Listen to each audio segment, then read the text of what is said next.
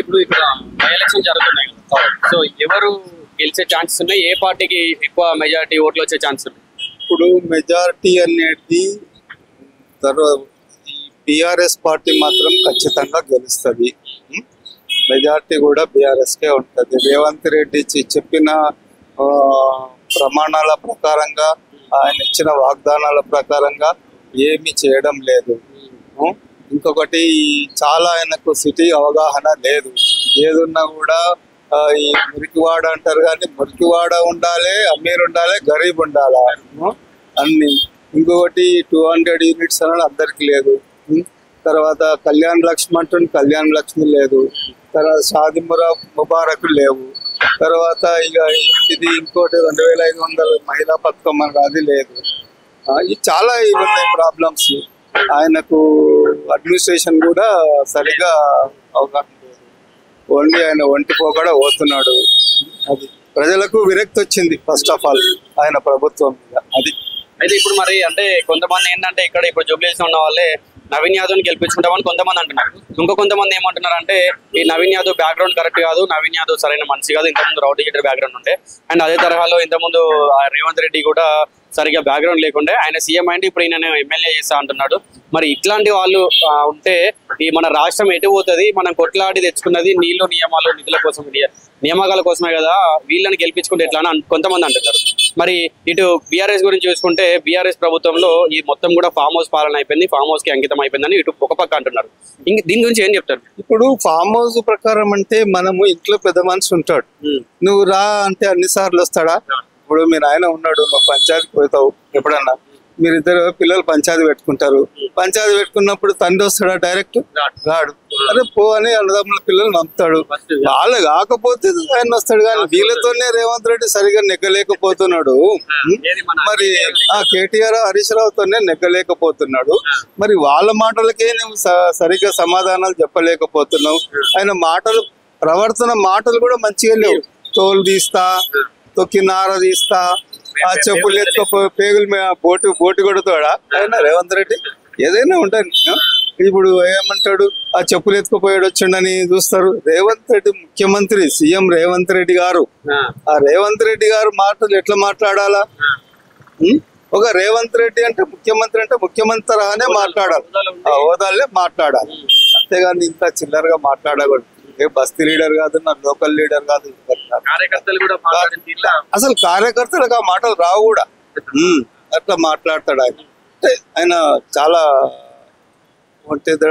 ఆయన అంటే ఆయన ఏమనుకున్నంటే లాస్ట్ ప్రభుత్వంలో నన్ను చాలా చేసిన ఆయన ఇది నోటి కేసులో అరెస్ట్ చేసి జైలు ఫైల్ కావడం వల్ల అది చేసి ఆ కక్ష ఇప్పుడు తీసుకుంటుండ. అంతేగాని ఏమి పెద్దగా దీంట్లో అంతే ఆయన అది.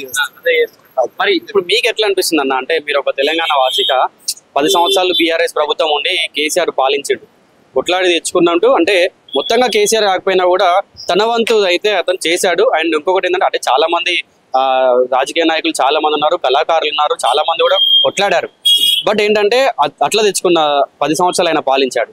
ఇప్పుడు 2 సంవత్సరాలు మరి రేవంత్ రెడ్డి వచ్చి పాలించాడు. ఎట్లా ఉంది మరి ఆ 10 సంవత్సరాల పాలన ఎట్లా ఉండే, ఇప్పుడు ఎట్లా అనిపిస్తుంది? ఇంతకు ముందు కాంగ్రెస్ వాళ్ళు పరిపాలించే మనకు తెలంగాణ ప్రభుత్వం మన కేసీఆర్ తీసుకున్నారు. అప్పులు అయినవంటే పని చేస్తుంటే అప్పు అవుతుంది. ఆయనకు రేవంత్ రెడ్డి గారికి ఇంకా అర్థం అయితలేదేమో అప్పు ఎట్లకెళ్ళి అయింది.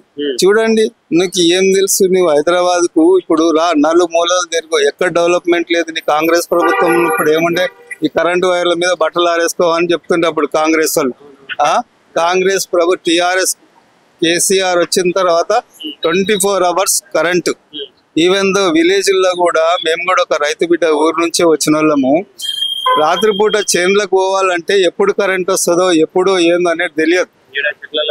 పురుగు పాములు ఉంటాయి, ఎప్పుడు పోతుందో కరెంట్ తెలియదు. ఇప్పుడు నువ్వు హాయిగా నిద్ర పోతుండు, ఈ టైంకి వదులుతారు, పగలు మొత్తం కరెంట్ ఉంది, 3 phase కరెంట్. 3 phase కరెంట్ ఉంటుంది. దాన్ని బట్టి ఇప్పుడు కూడా ఉన్నది లేదని కాదు, తెచ్చింది ఎవరు? ఇప్పుడు ఒక కాలువ తాగి నీళ్లు తెచ్చింది ముఖ్యం, అంతేగాని ఇప్పుడు ఆ కాలువలో నీళ్లు పోతూనే ఉంటాయి, అంతేగాని అది. ఇంకొకటి ఈ రేవంత్ రెడ్డి గారు కూడా కొంచెం మాట తీరుగా చాలా మార్చుకోవాలి. ఆయన ఊర్లలో పశువులు కాసే పిల్లలు మాట్లాడతారు చూసినావా, అట్లా మాట్లాడతాడు. అది. సో మరి ఎట్లా అనిపిస్తుంది అన్న, మీకు ఎట్లా అనిపిస్తా ఉంటది అంటే అంత మంచి పాలన చూసి ఇప్పుడు కొంచెం అంటే ఈ సీఎం హోదాలో ఉండి ఇట్లాంటి మాటలు మాట్లాడడం కావచ్చు, ఇచ్చిన హామీలు పథకాలు తన మేనిఫెస్టోలో పెట్టినవన్నీ కూడా అమలు చేయకపోయేసరికి మీరు మరి అంటే చాలా మంది ప్రజలు కూడా మార్పు కావాలని వేసామని చెప్పి అంటున్నారు. మరి ఎట్లాంటి మార్పు అంటే? మార్పు అంటే మార్పులో కూడా కొంచెం చూపెట్టాలి. ఇచ్చారు మార్పు, రైట్. ఈయన కూడా 2 సంవత్సరాలు అయింది. 2 సంవత్సరాల్లో ఏం చేసినాం? ఇంకా ఊర్లో ఇంకా దారుణం ఉంది. రైతు బంధు లేదు, రైతు బీమా లేవు, ఇవన్నీ లేవు. ఇంకా ఒకటి సన్న వడ్లకి ఇచ్చిండు, ఓకే. అది ఈయన కూడా మార్చుకోవాలి, డెవలప్ చేస్తేనే రేపు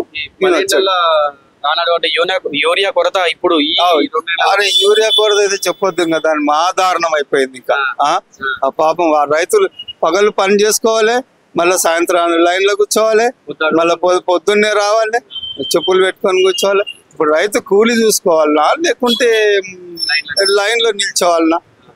చాలా రేవంత్ రెడ్డి గారు కూడా అర్థం చేసుకోవాలి. ఒట్టి రేవంత్ రెడ్డి కాదు, సీఎం రేవంత్ రెడ్డి గారు ఇతను గుర్తుపెట్టుకోవాలి.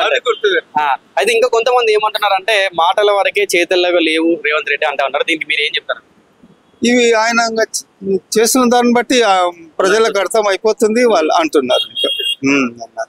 సో మొత్తంగా మీ ఇంట్లో ఎన్ని ఓట్లు ఉన్నాయి ఇప్పుడు? నా ఇంట్లో 10 ఓట్లు ఉన్నాయి. ఎవరికి మరి 10 ఓట్లు చీల్చి వేరే వేరే పార్టీకి? ఏం లేదు, మేము బీఆర్ఎస్, మా ప్రభుత్వానికి మా ఫాదర్, మదర్, తర్వాత మా 2 పిల్లలు, మా భార్య, భర్తలు, మా కోడళ్ళు అందరు కలిసి బీఆర్ఎస్ చేసి గెలిపిస్తారు. ఎందుకు మరి బీఆర్ఎస్ అంటే అభిమానమా లేదంటే అభివృద్ధి? డెవలప్మెంట్ జరిగింది. ఏదో ఒక దగ్గర ఇప్పుడు 100 పనులు చేస్తుంటే ఒక పని తప్పు పోతుంది. ఈ 5 ఏళ్ళు ఉంటే 5 ఏళ్ళు ఏం తక్కువ, ఒకవేళ చిన్నగా ఉంటది. ఏదో ఒక పని చేస్తుంటే ఒక పనిలో తప్పు పోతుంటది. కేసీఆర్ పోయి ఆడ కాళేశ్వరంలో కట్టలేదు, ఏం లేదు, ఒక ఇంజనీర్ నీకు అప్పచెప్తాడు, నీ రెస్పాన్సిబిలిటీ అది. అట్లా కేసీఆర్ ఏం కూలగొడి ఆయన అంటాడు కమిషన్ల గురించి ఇవి వేసిందంటే, కమిషన్ల గురించి కకృతి పడాల్సిన అవసరం లేదు. ప్రజల కోసం చేస్తుండు. ఇప్పుడు రేవంత్ రెడ్డి చేస్తున్నాడు, ఆయన 10 పనులు చేస్తుంటే ఒక పని తప్పు పోతుంది కదా. ఎవరైనా ఇప్పుడు నువ్వైనా ఆలోచన అంతే కదా, జరుగుతుంది. దాన్ని సరిదిద్దుకుంటారు అట్లా. సో ఇప్పుడు మరి ఈ మొత్తంగా అయితే మీరు చూసినట్టయితే బీఆర్ఎస్ కి కేసీఆర్ కి మీ సపోర్ట్ ఉంటుంది అని చెప్పి అయితే అర్థమవుతుంది. ఆయన గెలిపిస్తున్నారండి, అదేం లేదు. బాగా ఇంకొకటి ఏంటంటే మరి అంటే రేవంత్ రెడ్డి ఒక అన్న మాట ఏంటంటే కేసీఆర్ ఆనవాళ్ళు లేకుండా చేస్తా తెలంగాణలో అని అన్నాడు. ఏం చెప్తారు? అతను కాదు చేశాడు, ప్రజలు చేయాలి. పనులు చేస్తేనే ఎవరైనా చేస్తారు. నీకు ఇచ్చిండ్రు ఛాన్స్, నువ్వు చెయ్యి, పనులు చెయ్యి. ఆనవాళ్ళు ఎవరు చేసేది ప్రజలు చేయాలి. కేసీఆర్ రేవంత్ రెడ్డి చేసేది ఏం కాదు.